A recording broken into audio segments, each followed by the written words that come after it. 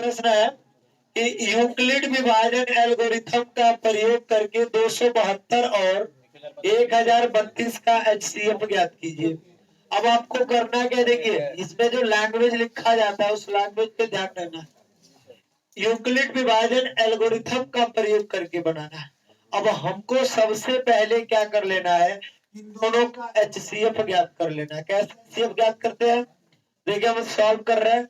272 से क्या कर रहे हैं कि 1032 में भाग दे रहे हैं, तो 3 बार में जा सकता है। 3 बार में देखते हैं, 3 दूनी 6 और 3 सत्ते, देखिए 3 दूनी 6 हो गया, 3 सत्ते 21, 2 बचा ना, और 3 दूनी 6, 6 दो कितना हो गया 8, 8 16, सही है ना।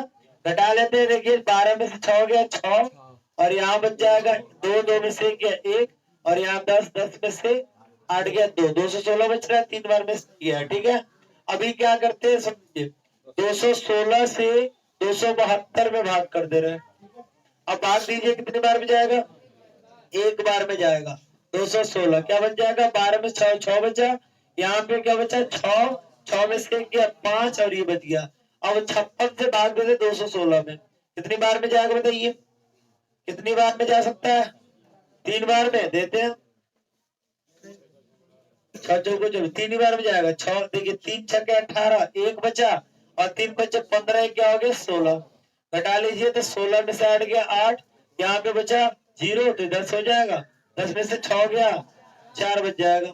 अब देखिए क्या बचा यहाँ पे 56, 48 एक कम में 48, ये 56 होगा ना। तो देखिए अब यहाँ पे 48, तो यहाँ 16 में से 8 गया, फिर से 8, और ये खत्म हो गया ना यहाँ पे। अब यहाँ पे देखिए 8 8 छक्के क्या हो जाए 48, तो ये आपका 48 हो गया। ये जो 8 आ रहा है ना, यही क्या है हमारा एचसीएफ। आपको समझ लेना है, अगर जो कभी भी आपसे पूछ दिया जाए कि 272 और 1032 ऐसे करके कोई भी नंबर दे दिए जाए और आपसे पूछ दिया जाए कि एचसीएफ ज्ञात कीजिए, तो आप एचसीएफ ज्ञात करेंगे, जो लास्ट भाजक होता है वही क्या कहलाता है, एचसीएफ कहलाता है। अब आपको यहाँ पे एक सूत्र क्या हो सकता है, इसको आप उतार लीजिए, और एक सूत्र आपको जानना है, भाज्य बराबर भाजक गुणे भागफल प्लस शेषफल।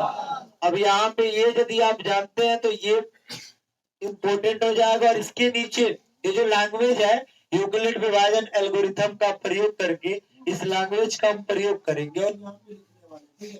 तो इसको नोट कीजिए आप पहले, चलिए जल्दी से नोट कर लीजिए, फिर मैं लैंग्वेज बता दे रहा हूँ कि लैंग्वेज आपको कैसे लिखना होता है, ठीक है।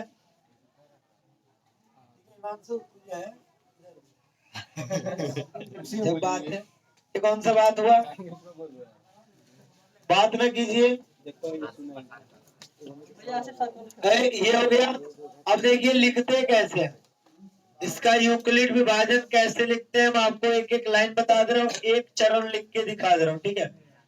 एक चरण लिख के दिखा दे, सबसे पहले मैं लिख रहा हूँ, देख लीजिए, पहला कंडीशन, ये सभी लोग लिख लिए, पहला कंडीशन मैं लिख दे रहा हूँ यूक्लिड विभाजन के प्रयोग से। यहाँ पे मैं लिख रहा हूँ, ऐसे ही लिखना है, यूक्लिड विभाजन, यूक्लिड विभाजन के प्रयोग से, यूक्लिड विभाजन के प्रयोग से लिखना है। देखिए पहले चरण को मैं लिख के दिखा रहा हूँ, और सभी लोग ध्यान से देखिएगा, यहाँ पे कई चरण है, 1 2 3 4 5, 5 चरण है। पांचों चरण को आपको लिखना है, बस एक लैंग्वेज सीख जाइए, पांचों को आप लिख सकते हैं। कैसे, सुन लीजिए, तो इस पहले में ध्यान से देखिएगा, पहले में आपको समझना है कि भाज्य कौन है, भाजक कौन है, भागफल कौन है, शेषफल। तो शेषफल कौन है 3, भागफल कौन है 3, शेषफल कौन है 216, और 1032 भाज्य है, और ये क्या है भाजक है। तो फार्मूला होता है हमारा भाज्य बराबर भाजक गुणे भागफल, अब प्लस क्या होता है शेषफल। अब कंडीशन क्या हो जाएगा, भाज्य कितना है यहाँ पे 1032 बराबर 272 गुणे कितना हो जाएगा 3, प्लस कितना हो जाएगा 216, 216 शेषफल बच रहा है।